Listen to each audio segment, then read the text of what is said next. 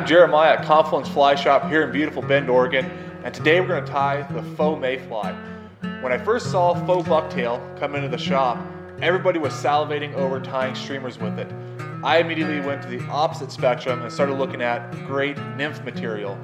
These fibers are perfectly tapered, so they're going to create a great tail.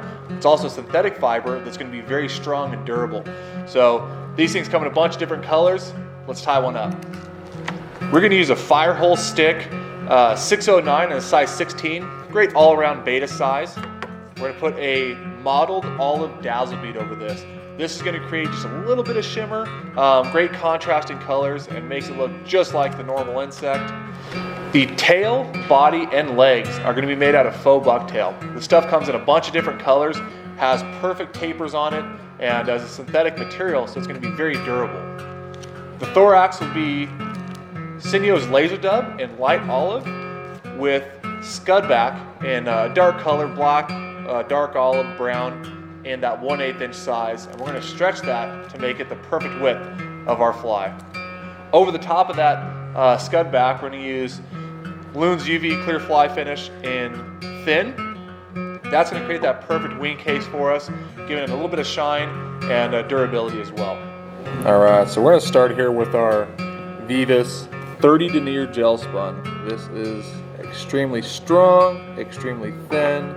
It's going to be perfect for our mayfly body because we don't want to build up a lot of bulk at all. Alright, so we're going to line this up, go down to about the point, and then we're going to tie in our tail slash body material, which is going to be Faux Bucktail. When this stuff first came into the shop, everybody was excited to tie streamers with it, and I instantly went right to nymphs. If everybody's played with pheasant tail, you know that stuff looks great, but it's not the most durable. You know, a few big fish, maybe a bad cast, those tail fibers tend to start disappearing on you. So this stuff, being a synthetic, is going to stay on there forever, and it's not going to break. It also has these fine points which look just like mayfly tails. So the stuff is great. I really am enjoying tying with it.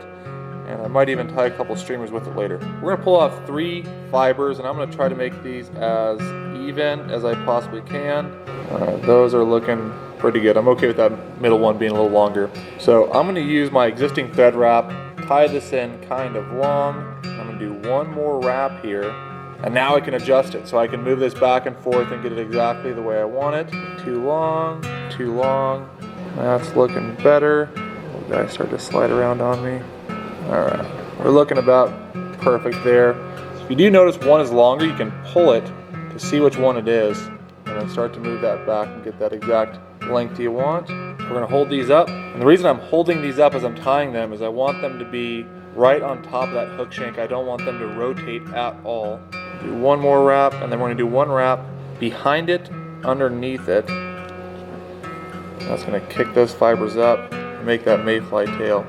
So we're going to do some more wraps here, getting this thing nice and tight. Now you can come in and kind of press these fibers and splay those fibers. So now I've got 3 mayfly tails perfectly lined up. I'm going to come in here with my scissors and chop right behind the bead. I'm doing this because I want a smooth body here. I'm going to wrap all the way forward, locking those fibers down. I'm going to tie these in just like you would on a pheasant tail and tie these back. Being very careful to create a smooth body because we want our fibers here to be the entire body. So nice and smooth all the way back, and I'm going to move forward again.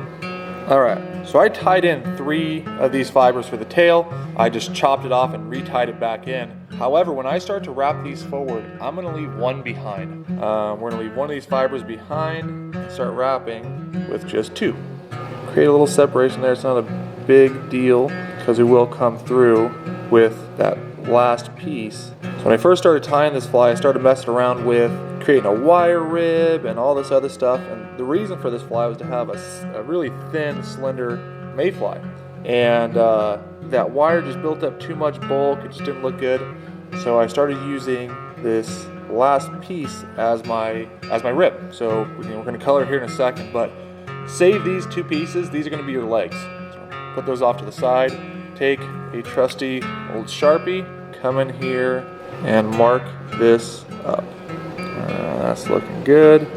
Towards the base is done as well.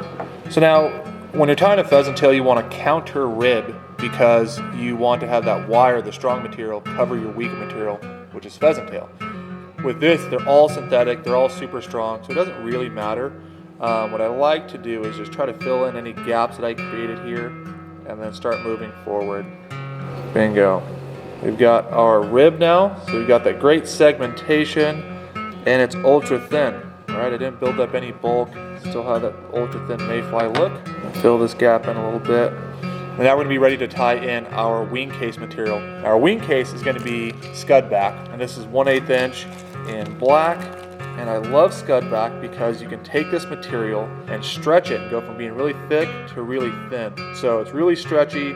It really allows us to get the exact width that we want. So we're going to take a little piece off here, tie this in. So on your Scud Back, you want to create a little bit of a triangle here. So we're going to chop one on each side.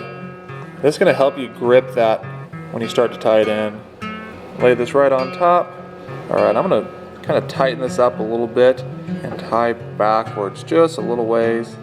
That's going to be fine. All right, now we're going to tie in our next material, which will be Senyos Laser Dub in light olive. This stuff is great.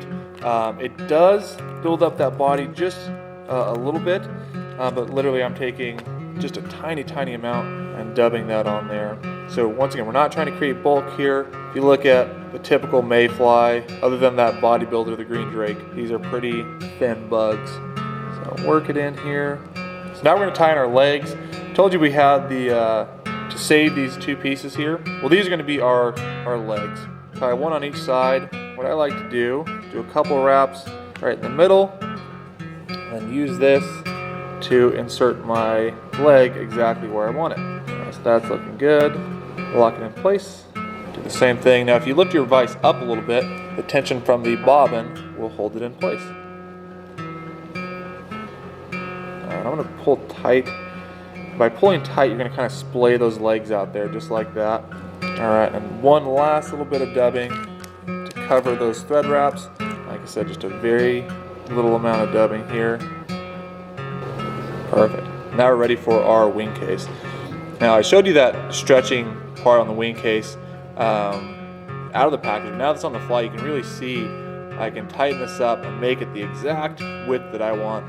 So come in there, pull it the exact width you want. There we go. Alright. I'm going to come in here with my trusty Sharpie again and color out this last little bit of thread.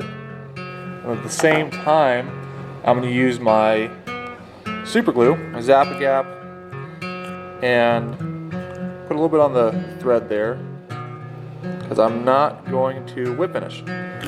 By not whip finishing, you're going to create a thinner overall body, not creating any bulk. Perfect. Got that guy there. We're going to let this dry for just a bit, and you can tell it's dry when you lift up and that thread doesn't want to unravel on you. If you see any frayed parts, you can come in there and just touch it down, make sure it's locked in. Now be careful when you are cutting this off, because if you pull too hard, it'll actually stretch too much, and when you chop it, it'll go past your thread wraps. So we are going to cover this with a UV resin anyways, so I am okay with it being a little extra on the top. There you go, that's fine.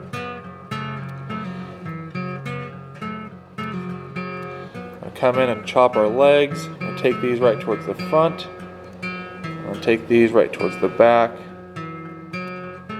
There you go. These guys will be a little long up front, so I'm going to chop these a little bit more. Alright, we're going to take our UV resin, and I'm going to take the thin stuff and put a little drop on there. Alright, so we're going to take a drop of thin resin and make sure that it coats the entire part there. Perfect. Create that perfect little bulb, and then hit it with the UV light and cure it.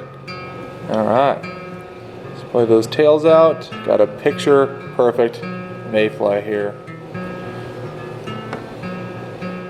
Alright, that was the faux mayfly. To get any of the materials you were looking at in the video, go down to the description and follow the links to our website. Thanks for watching. Hopefully these flies catch you a lot of fish. We'll see you next time.